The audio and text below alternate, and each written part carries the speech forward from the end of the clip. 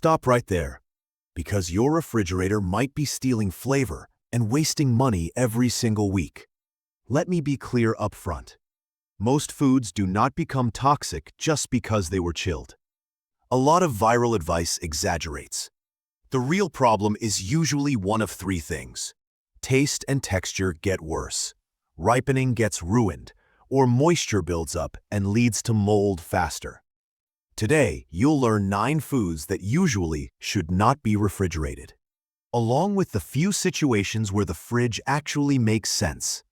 Let's start with potatoes. Cold temperatures can turn some of the starch in potatoes into sugar.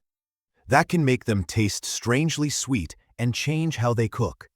High-heat cooking of sugary potatoes can also increase compounds formed during frying or baking. Whole potatoes do best in a cool, dark, dry place with good airflow. Keep them out of plastic bags and away from onions, which can speed spoilage. Bread is another common mistake.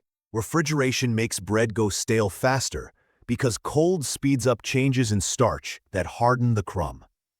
If you'll eat bread within a few days, keep it at room temperature in a bag or bread box. If you need to store it longer, freezing works far better, and you can toast slices straight from frozen. Honey does not need refrigeration.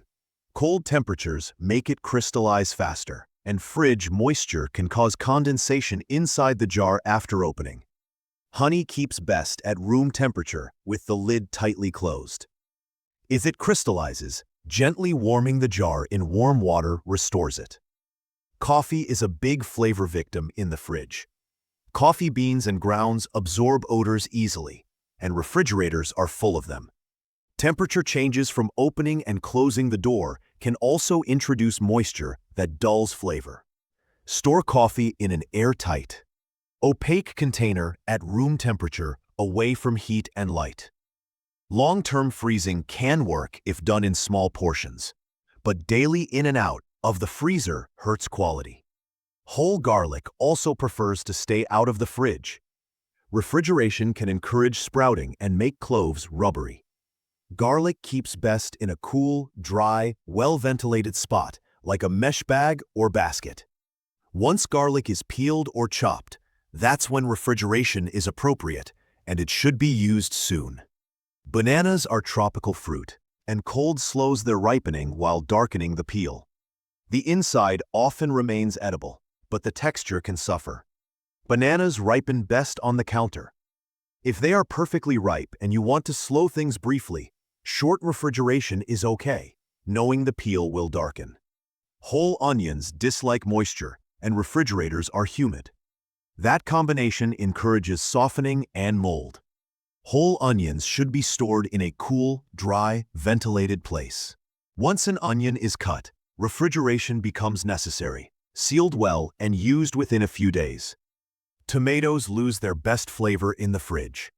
Cold dulls the compounds responsible for their aroma and can make the texture mealy.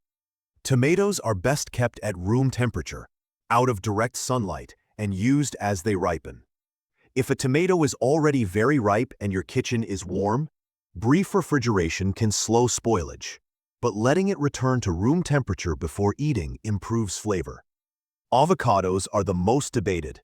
Unripe avocados should ripen on the counter. The fridge slows ripening and can affect texture. Once an avocado is ripe, refrigeration for a short time can pause further ripening.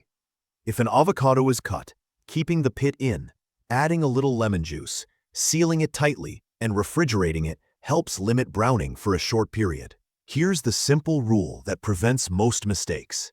If a food needs to ripen, develop aroma, or stay crisp, don't refrigerate it too early. If a food is cut, cooked, or opened in a way that can allow bacteria to grow, that's when the fridge becomes your friend. If this helped, subscribe and share to help others.